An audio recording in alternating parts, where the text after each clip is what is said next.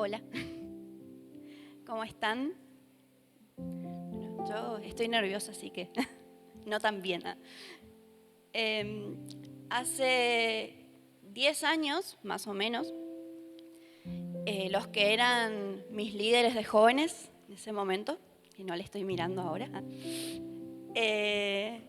decidieron que era una buena idea darme para decir un mensaje a la iglesia. Y bueno, yo era una paidón, como decimos acá. Y me acuerdo que, bueno, preparé algo y mi papá siempre me dijo que cuando preparara un mensaje que siempre anotara la fecha y que guardara el mensaje que preparaba. Y bueno, yo hice eso y lo guardé en una cajita.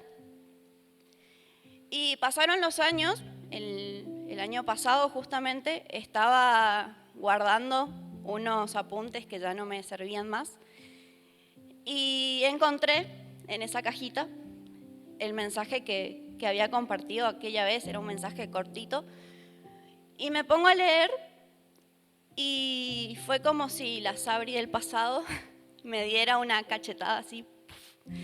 Y sentí que Dios me habló a través de la Sabri del pasado. Y me di cuenta que en ese momento que yo estaba viviendo, estaba infectada con un virus.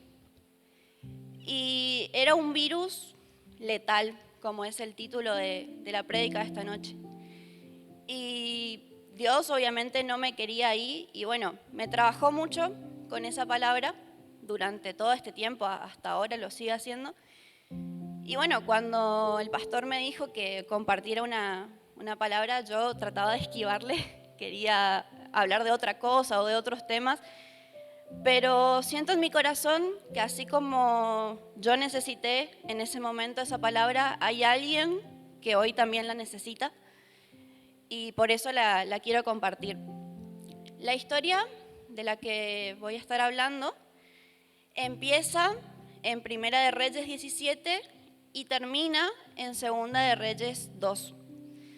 Como son muchos capítulos, yo no los voy a leer todos hoy, pero les animo a que anoten el pasaje y que lean la historia después en sus casas, porque es una historia muy, muy buena de la Biblia.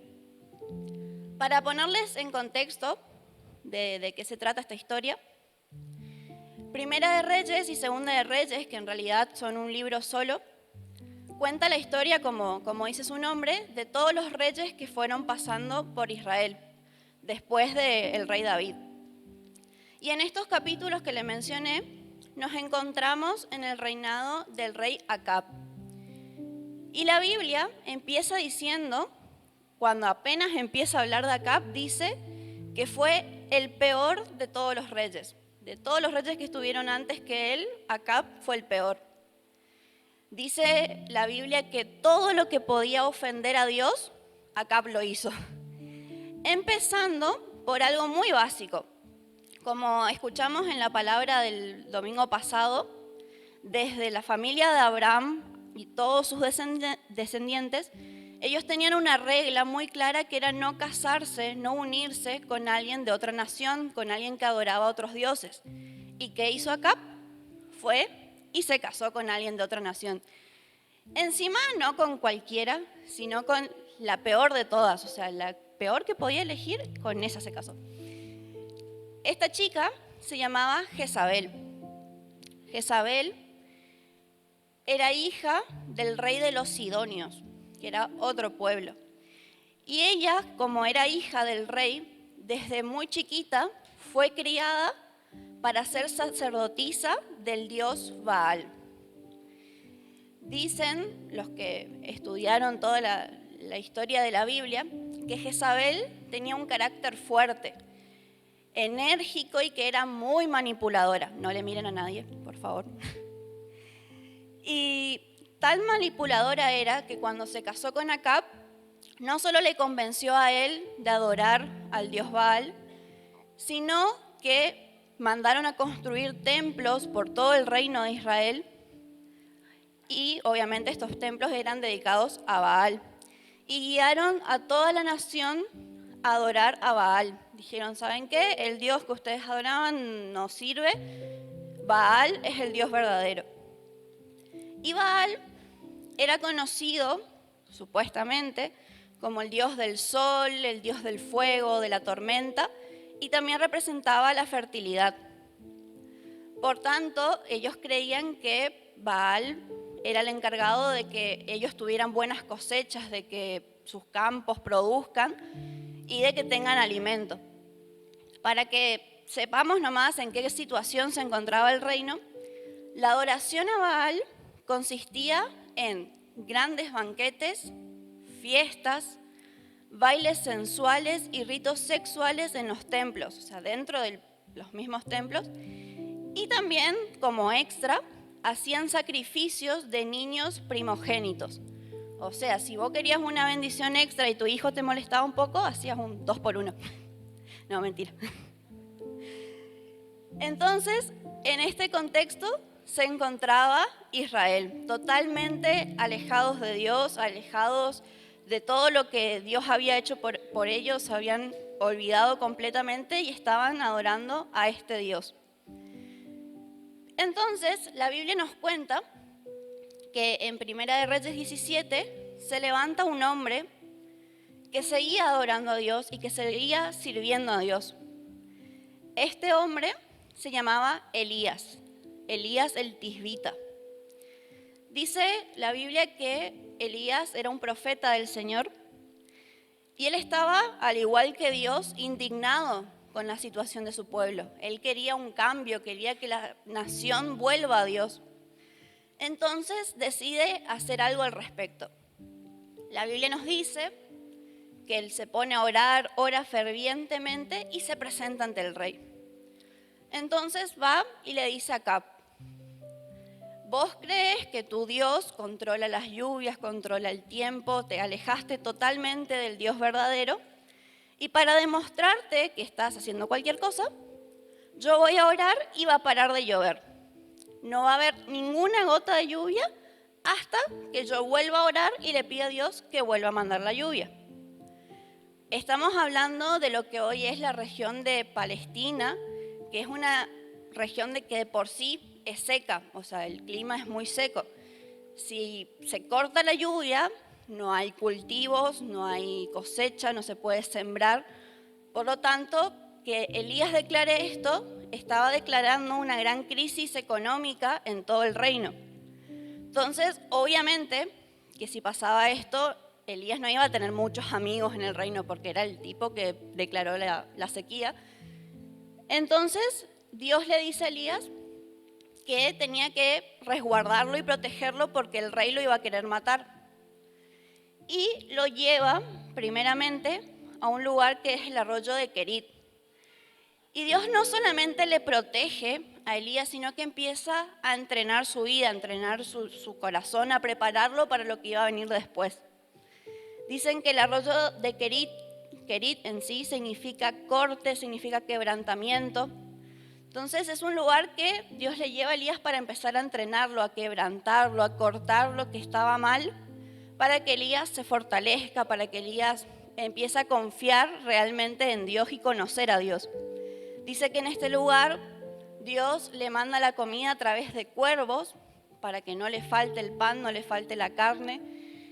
Y Elías se tomaba agua del arroyo, hasta que llega un momento que el arroyo se seca y Dios le vuelve a hablar y le lleva a otro lugar para que una viuda lo alimente. Este lugar se llamaba Sarepta. Cuando llega allá, se encuentra con que la viuda no tenía comida. Entonces la fe de Elías de nuevo es probada y él ora y la comida de la mujer se multiplica y no le falta ni a ella, ni a su hijo, ni a Elías. Después pasa otro tiempo más, el hijo de la viuda muere y Elías va, ora por el hijo de la viuda. El hijo resucita, es la primera resurrección de la Biblia, fue hecha por Elías. Todo esto pasa durante el tiempo de sequía, el tiempo de que Elías decretó que no iba a llover. Todo este tiempo fueron en total 3 años y medio. Cuando pasan estos 3 años y medio, después de que Elías vivió todas estas aventuras, Dios le dice que tiene que volver y presentarse delante del rey. Entonces Elías vuelve y cuando se presenta delante de Acab, le propone un desafío. Y dice, vos seguís creyendo que Baal es el Dios verdadero. Yo sigo creyendo que mi Dios es el verdadero. Entonces, vamos a hacer un desafío en el que esté todo el pueblo presente y vamos a hacer el desafío y el que gane el desafío, ese va a ser el Dios verdadero. Entonces, convocan a todo el pueblo de Israel, al monte Carmelo. Y Elías le dice acá, vos trae a todos los profetas de Baal, a todos los que adoran a Baal, que eran 450 en total, y yo me voy a presentar con mi siervo. La idea del desafío era la siguiente, iban a traer iban a traer rocas para armar un altar, iban a poner leña encima del altar, un poco de carne, y el Dios que mandaba el fuego para el asado, ese Dios era el verdadero. El rey dice que está de acuerdo y se hace el desafío. El desafío empezaba a la mañana y iban a empezar los profetas de Baal. Entonces dice que ellos se ponen a orar, se ponen a gritar, a hacer sus bailes. Nada de fuego. Como no pasa nada, se dice que se rompen las ropas, se empiezan a cortar la piel y ponen toda su sangre así en el altar. Y siguen orando a Baal y pidiéndole que por favor que mande el fuego, que mande el fuego. Supuestamente Baal era el dios del fuego, tendría que ser algo fácil. Nada de fuego. Elías dice que le miraba y les decía, a ver, griten más fuerte. Capaz su Dios está ocupado, capaz está en el baño, no sé. Y capaz no tiene señal. Entonces, dice que pasó toda la mañana, pasó el mediodía y nada, Baal no les respondió. Entonces, le toca a Elías. Y Elías, como ya estaba canchero, ya estaba tranquilo porque él sabía que su Dios era el verdadero, dice, vamos a complicar un poquito el desafío. Dice, a ver, tráiganme 4 jarrones de agua, que cada jarrón más o menos tenía 10, 12 litros de agua. Dice que le traen y le pide que echen sobre el altar, que tiren agua, que tiren agua. Hacen esto una vez y Elías le dice, bueno, ahora vayan, busquen más agua y hagan de vuelta.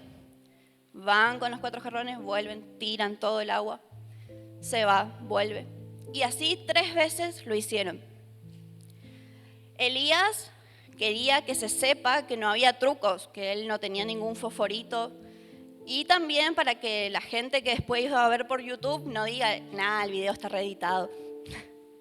Entonces, con eso quedaba claro que no había efectos especiales. Y ahí Elías hace una oración que si después buscan en la Biblia es una oración muy corta. Básicamente él dice, Dios, yo sé que vos sos el Dios verdadero, así que te pido que mandes fuego. Y en ese instante dice que hace así, imagínense el efecto especial porque no hablé con el sonidista para que me haga el ruidito. Imagínense que cae un fuego del cielo y dice que consumió la carne, consumió la leña, todo el agua que estaba sobre el altar, todo el agua que corría por las zanjas que cayó alrededor, se evaporó e incluso las piedras se hicieron polvo. Entonces todo el pueblo dice, wow, sí, Elías tenía razón, Dios es el Dios verdadero. Y Elías dice, no, la cosa no queda acá. La ley dice que los profetas falsos tienen que ser, ¿qué? Ejecutados. Entonces manda que atrapen a los 450 profetas y Elías solito, sin ayuda de nadie, mata a cada uno de los 450 profetas. Imagínense el tiempo que le habrá llevado. Pero Elías tampoco se conforma con eso. Dice, yo hace 3 años y medio oré y Dios detuvo la lluvia. Entonces ahora voy a orar para que la lluvia vuelva. Y este versículo, si quiero que leamos, está en Primera de Reyes 18:42. Está en la pantalla. Dice: entonces Acab se fue a comer y a beber. Elías, en cambio, subió. ¿A dónde subió? A la cumbre. Acuérdense, subió a la cumbre del monte Carmelo. Se inclinó hasta el suelo y oró con la cara entre las rodillas. Dice que Elías, después de todo esto, después de que se secó la transpiración por haber matado a los 450 profetas, se sube hasta la cumbre, recuerden, hasta la cumbre, y la Biblia dice que oró 7 veces hasta que vio una pequeña nube del tamaño de un puño y mandó a avisarle al rey que se venía la lluvia. A todo esto, cuando Elías le avisa al rey, dice que empieza a correr al lado del carruaje del rey y dice que él empezó a ir adelante del carruaje. O sea, Elías, no sé, se convirtió en Flash y empezó a correr más rápido que un carruaje. Y hasta acá uno va leyendo y dice, güey, este tipo era un grosso, un capo total. Pero, siempre hay un pero. Y como toda historia de la vida real, la historia de Elías tiene un pero. Dice que Acab llega al palacio y le cuenta todo lo que pasó. ¿A quién? A su esposa Jezabel. Y Jezabel no estuvo ahí, Jezabel no vio el fuego, no vio todo lo copado y todavía no estaba subido el video a YouTube. Entonces ella no se dio cuenta que Dios era el Dios verdadero y no Baal. Entonces se enoja porque imagínense, le mataron a 450 compañeros de ella. Entonces se enoja tanto que le manda un mensaje a Elías y le dice, para mañana te prometo por lo que quieras que estás muerto, te voy a matar.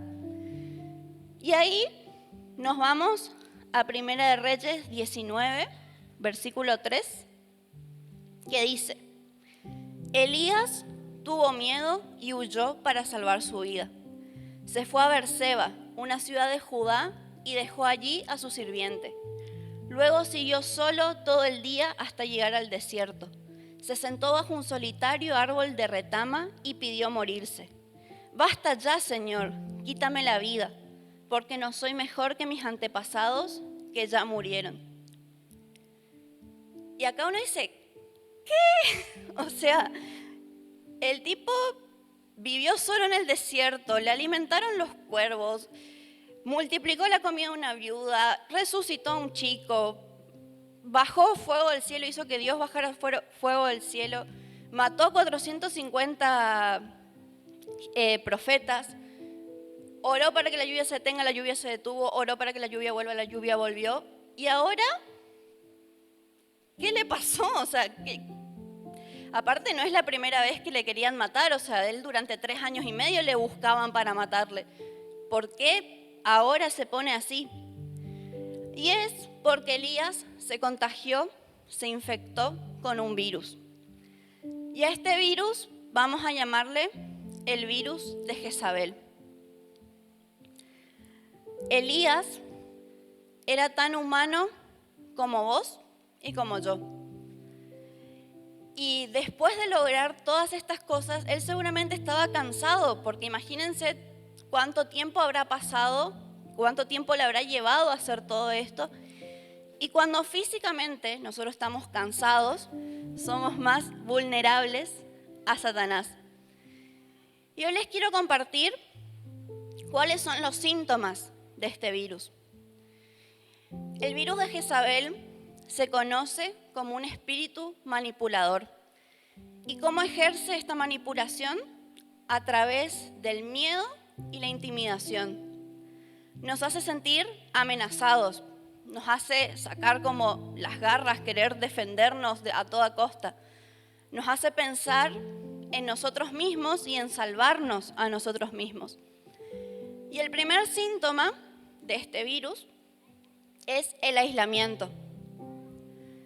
En el monte Carmelo, como les dije antes, Elías estaba acompañado por su siervo. Pero ni bien recibe este mensaje de Jezabel, lo primero que hace es va, le deja al siervo en una ciudad y sigue solo. El virus de Jezabel nos separa de las relaciones que son dadas por Dios, rompe relaciones estratégicas para nuestra vida.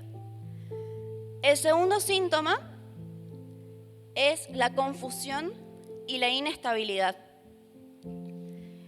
A mí me da gracia esto porque Elías, en un versículo, dice, Elías huyó para salvar su vida.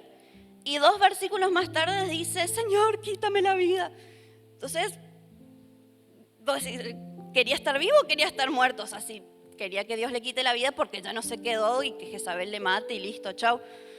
Pero eso es parte del virus, el virus que estaba infectado en la vida de Elías, que le traía confusión, le traía inestabilidad. El tercer síntoma es perder la noción de la realidad. Elías se enfoca tanto en su miedo, tanto en su problema, que empieza a tener sentimientos y pensamientos de derrota. Él se olvida ya que Dios le alimentó en el desierto, en medio de una sequía, se olvida de que Dios lo usó para ayudar a una viuda, se olvida que Él resucitó a una persona, se olvida de todo lo bueno de la vida, se olvida de todo lo que Dios hizo por Él. Y lo más importante, se olvida de quién es Él en Dios. Pero lo más lindo de esta historia es que a pesar de que Elías estaba infectado con el virus de Jezabel, a pesar de todos los pensamientos que tenía Elías acerca de Dios, acerca de él, Dios sigue estando ahí y lo sigue cuidando. Si seguimos leyendo en Primera de Reyes 19, los versículos 5, desde el versículo 5, dice: Entonces se acostó y durmió debajo del árbol. Mientras dormía, un ángel lo tocó y le dijo: Levántate y come. Elías miró a su alrededor y cerca de su cabeza había un poco de pan horneado sobre piedras calientes y un jarro de agua. Así que comió y bebió y volvió a acostarse. Entonces el ángel del Señor regresó, lo tocó y le dijo: Levántate y come un poco más, de lo contrario, el viaje que tienes por delante será demasiado para ti.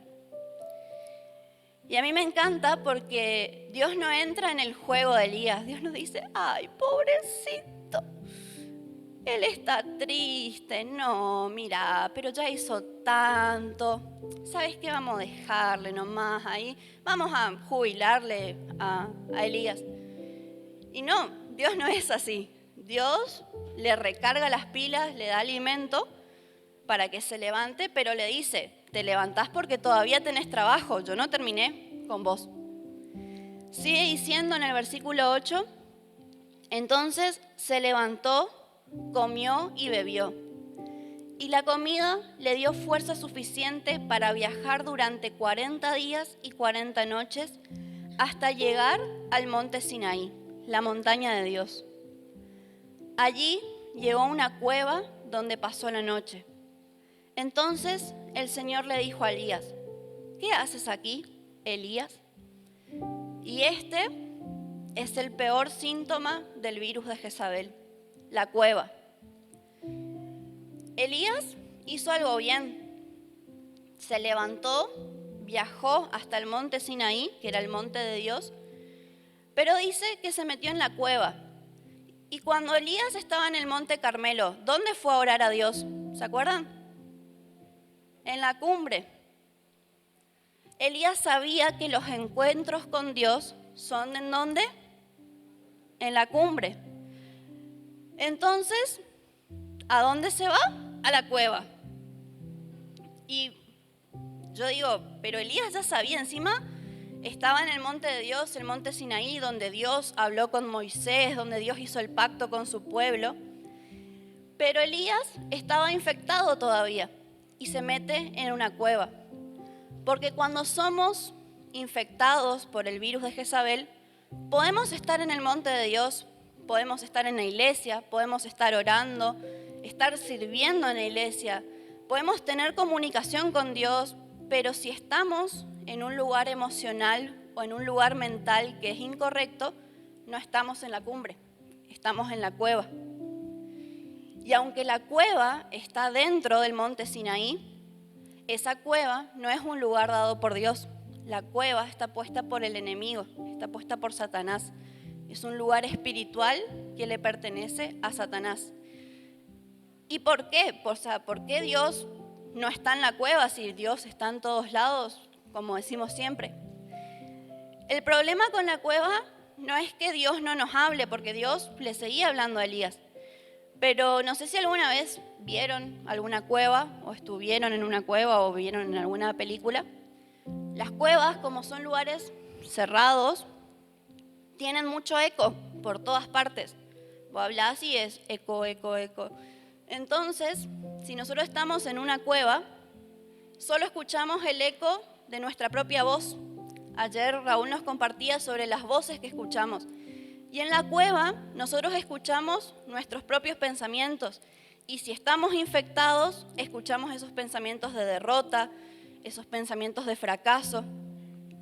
Podemos querer buscar a Dios, podemos amar a Dios, pero mientras estemos en la cueva, no vamos a escuchar el 100% de su voz ni sentir el 100% de su presencia, porque Dios nos quiere en la cumbre, Dios no nos quiere en la cueva. Y la historia sigue diciendo que Dios le pregunta a Elías, ¿qué haces ahí? Porque Dios le dice, hey, ese no es el lugar que yo te dije en el que tenés que estar. Y Elías seguía lamentándose y seguía diciendo, pero yo soy el único profeta que queda con vida. Y ahora también me quieren matar, pero yo te serví, Dios, yo te servía y me pasa esto. Elías estaba como si fuera el único mortal con problemas. Y me encanta porque Dios no lo sigue apapachando más, no le dice, ay, pobrecito, sino que Dios le presenta la cura para el virus de Jezabel.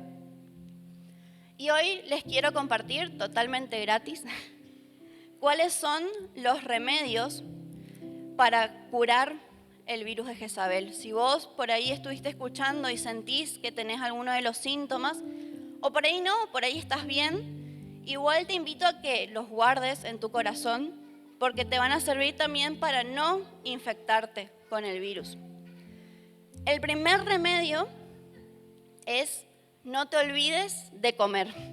La comida siempre es lo más importante. Lo primero que hace Dios cuando lo vio a Elías infectado, como leímos recién, es decirle, levántate y come. Y esto es porque si leemos todo lo que había hecho Elías, que desde que fue, hizo el desafío, mató a los profetas, oró por la lluvia, en ningún momento la Biblia nos dice que Elías comió. Y obviamente Elías estaba con hambre y a veces el hambre nos hace pensar cualquier cosa. Pero lo mismo nos pasa a nosotros. A veces nos proponemos, no sé, voy a terminar este trabajo y lo voy a terminar hoy, sea como sea. No nos importa nada más que terminar ese trabajo.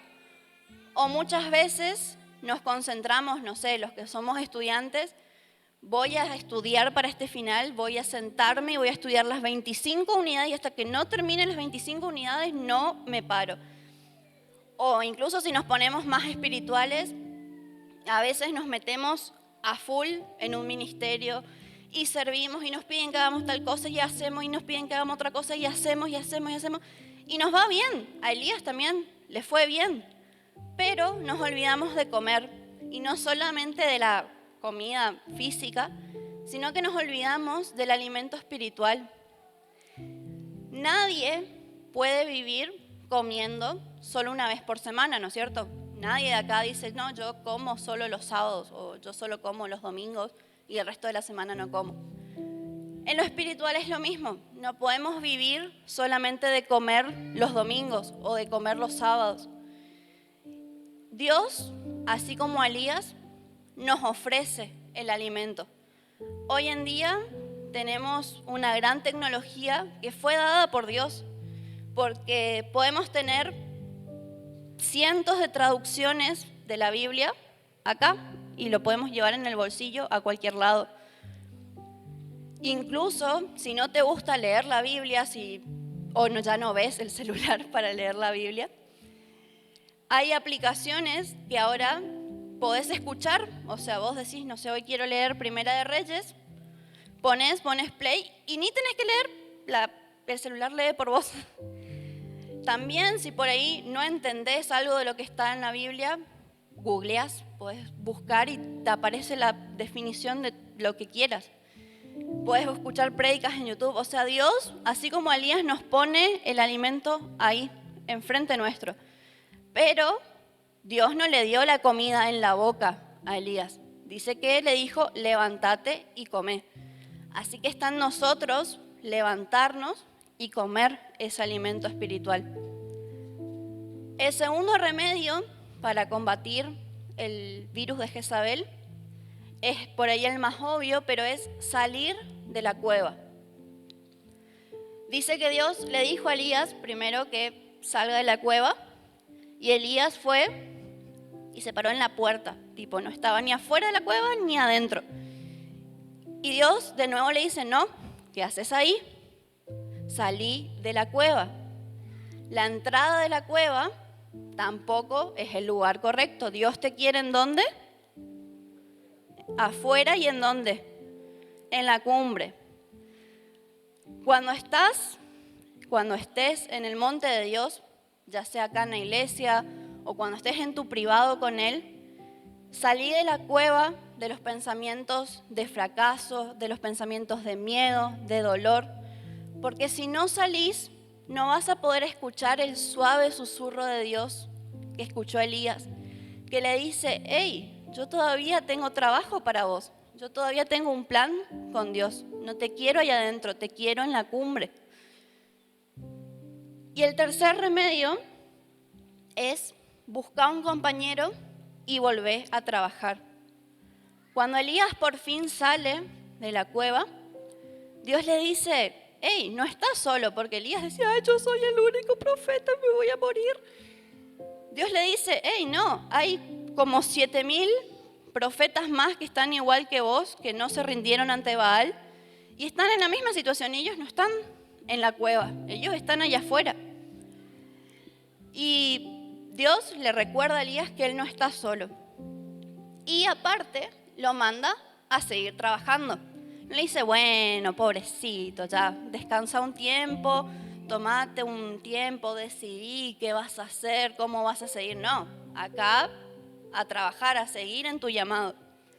Dice que lo manda a nombrar a 2 reyes y también a entrenar a un nuevo profeta que es Eliseo. Y después de eso, la Biblia nos muestra que Elías nunca más estuvo solo.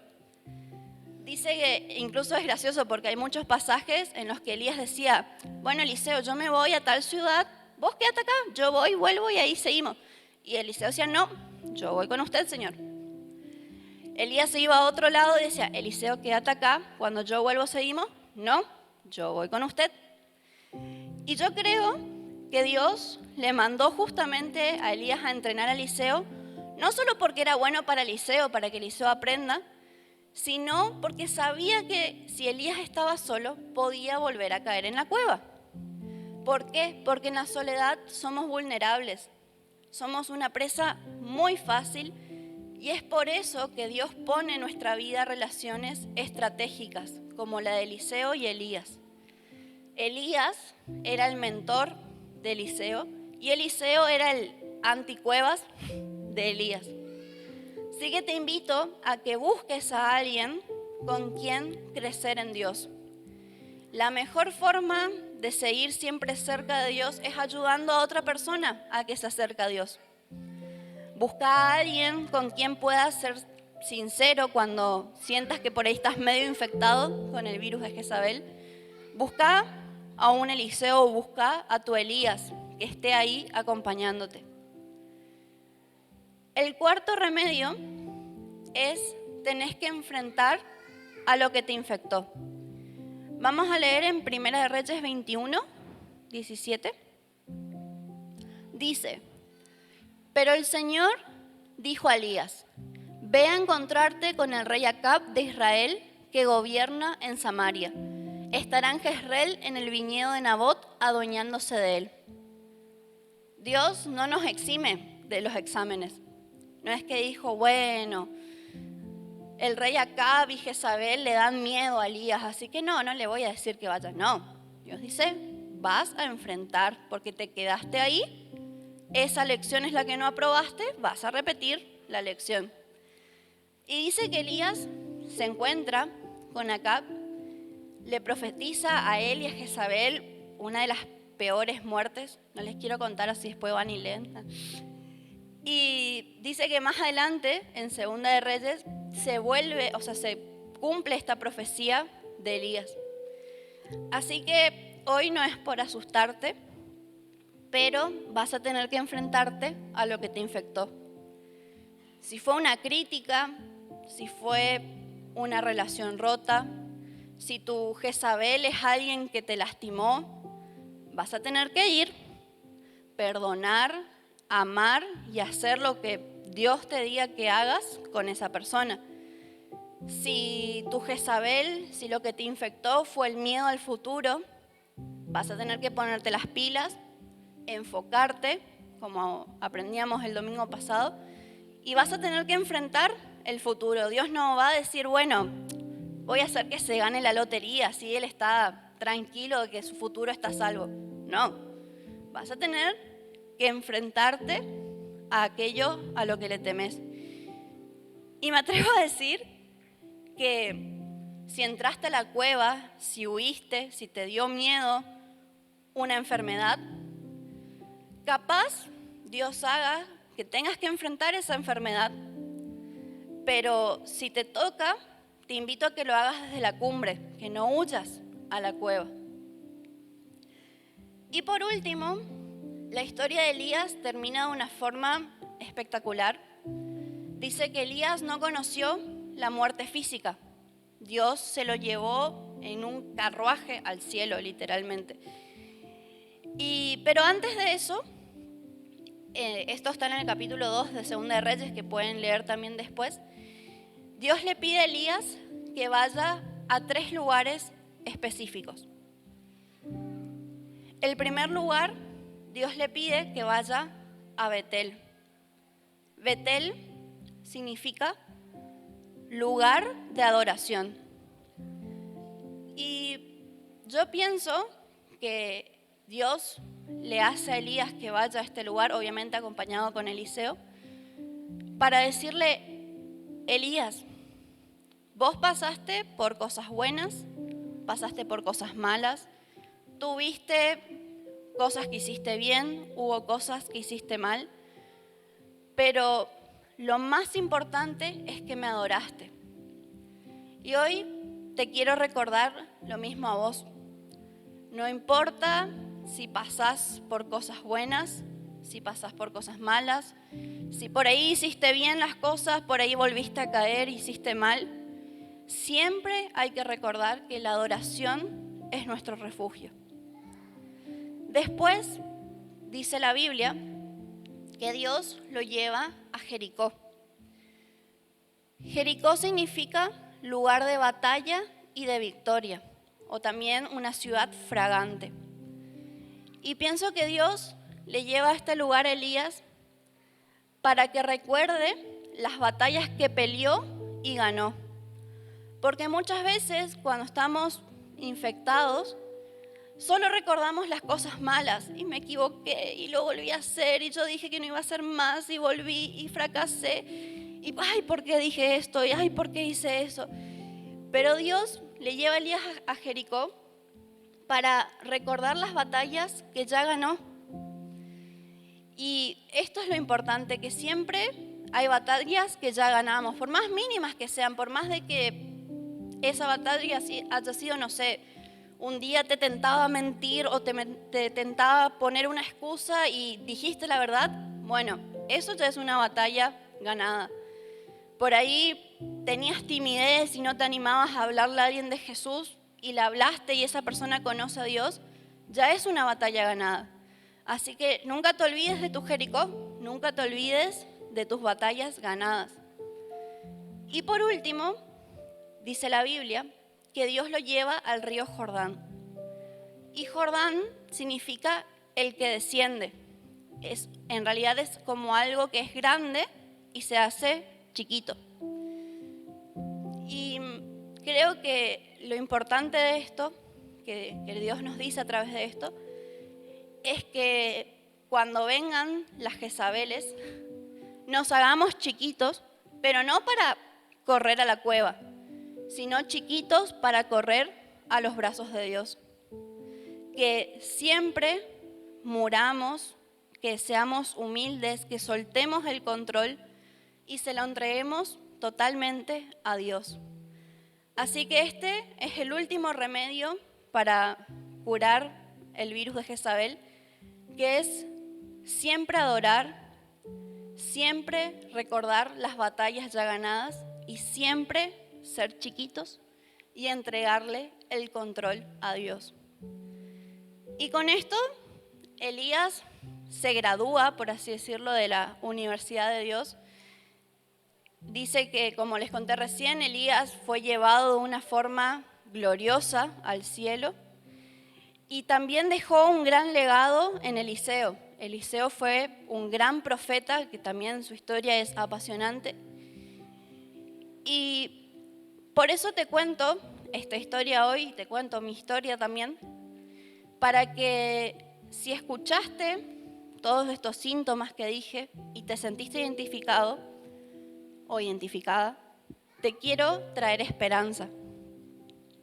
Yo también estuve infectada, así como les conté. Elías estuvo infectado y yo sé que es muy probable que todos en algún momento estemos infectados. Pero para terminar, te quiero decir que no importa qué tan humano, qué tan frágil, qué tan vulnerable seas, no importa que te caigas 1000 veces, aunque prometiste y prometiste que no ibas a volver a caer, aunque fracases, aunque estés muerto de miedo, aunque la situación te haga pensar que no vas a salir, si te ubicas en el lugar correcto, que es donde, la cumbre, si no te quedas en la cueva, el final de tu historia puede ser tan increíble o incluso más increíble que el de Elías. Todo depende de dónde decidas ubicarte.